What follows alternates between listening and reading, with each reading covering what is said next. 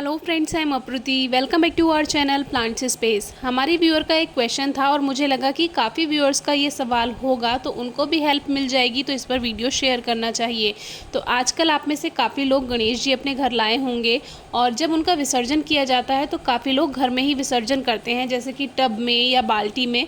तो उसमें क्या होता है कि वो मिट्टी हम प्लांट्स में ही यूज़ कर लेते हैं। बहुत से लोग ऐसे कहते हैं कि वो मिट्टी को फेंकना नहीं है, अपने प्लांट्स में ही आप डाल दीजिए किसी गमले में। तो उसको कैसे यूज़ करना है। हमारे यहाँ हम गणेश जी तो नहीं लेकर आते हैं इन दिनों, लेकिन जो सावन की तीज होती है उसमें पूरा शिव परिवार मिट्टी से बनाया जाता है छोटा सा।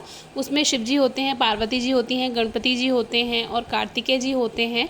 तो वो जो है छोटे से मूषक भी बनाते हैं उसमें। तो वो जो है हमारे यहाँ तीज पे पूजन होता है उनका। और फिर वो जब रक्षाबंधन बीत जाता है, रक्षाबंधन के अगले दिन या रक्षाबंधन वाले दिन वो हम नदी में सिराना चाहिए उनको। लेकिन हमारे आसपास नदी नहीं होती है तो हम मम्मी शुरू से ही उनको गमले में रख देती हैं, तो वो मिट्टी में ही मिक्स हो जाती है धीरे धीरे। जैसे जैसे पानी पौधों में डलता रहता है वैसे वैसे, क्योंकि जो गमले की मिट्टी होती है वहाँ गंदगी नहीं जाती है, बिल्कुल साफ़ होती है, साफ़ सुथरा होता है। तो इसीलिए कहते हैं कि मिट्टी में ही गमले में उनको रख देना चाहिए।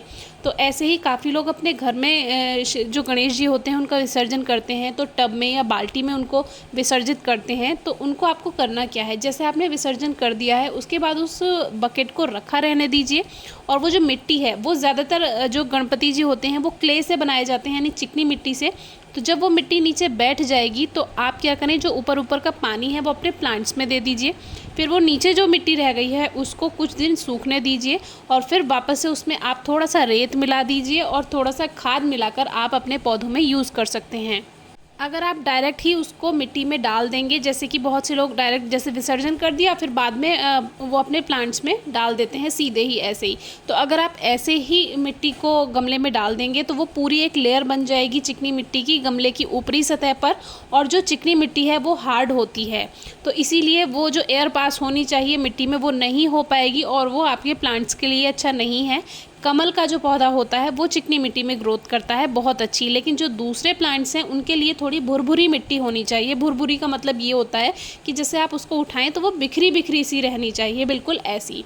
तो उसके लिए आप सीधे कोई भी चिकनी मिट्टी को यूज़ ना करें। चिकनी मिट्टी में थोड़ा सा आप रेत मिला दें, थोड़ा सा खाद मिला दें, तब उसको अपने प्लांट्स में यूज़ करें। अगर मैंने इसमें कुछ गलत बोला हो तो आप मुझे ठीक भी कर सकते हैं, कमेंट बॉक्स में आप अपनी राय भी दे सकते हैं। सजेशन अच्छे लगते हैं क्योंकि कभी कभी ऐसा होता है हम कुछ और सोचते हैं, सामने वाला व्यक्ति कुछ और सोचता है। तो आप अपनी राय भी कमेंट बॉक्स में दे सकते हैं जिससे बाकी व्यूअर्स को भी उससे थोड़ी हेल्प मिले कि आप क्या करते हैं। क्योंकि हमारे इधर तो हम गणेश जी का विसर्जन नहीं करते हैं, लेकिन ऐसे ही जैसे मेरे कुछ प्लांट्स चिकनी मिट्टी में लगे हुए आ जाते हैं तो जब उनकी चिकनी मिट्टी हटा करके मैं उनको लगाती हूँ तो उस चिकनी मिट्टी को मैं ऐसे ही यूज़ करती हूँ। क्योंकि डायरेक्ट अगर उसको गमले में डाल दें वो पूरा एक लेयर चिकनी मिट्टी का बन जाएगा गमले में, जो कि सही नहीं है।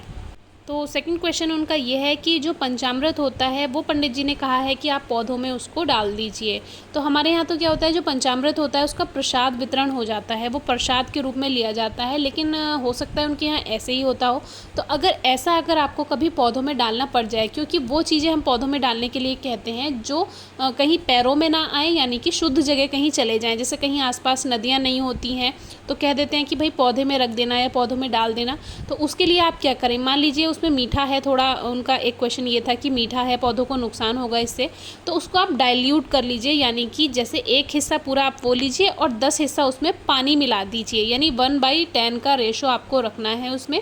तो इस तरह से अगर आप प्लांट्स में दे सकते हैं तो कोई प्लांट में परेशानी नहीं होगी, पूजा का भी काम हो जाएगा और कुछ नुकसान भी नहीं होगा प्लांट्स को।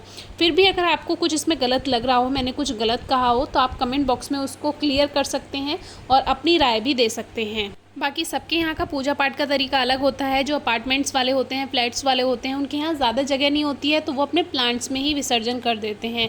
हमारे यहाँ क्या है, बाहर बड़े बड़े पेड़ हैं, वहाँ आना जाना किसी का नहीं होता। तो जो कुछ ऐसी चीज़ रखनी हो जो पैर में ना आए तो वो हम शुद्ध जगह पे बाहर अपने प्लांट्स में रख देते हैं। बाकी जिनके पास कम जगह है या फ्लैट्स वगैरह हैं उनको थोड़ी प्रॉब्लम होती है तो वो इस तरह से कर सकते हैं। फिर भी कोई क्वेरी हो तो पूछिएगा। Thank you.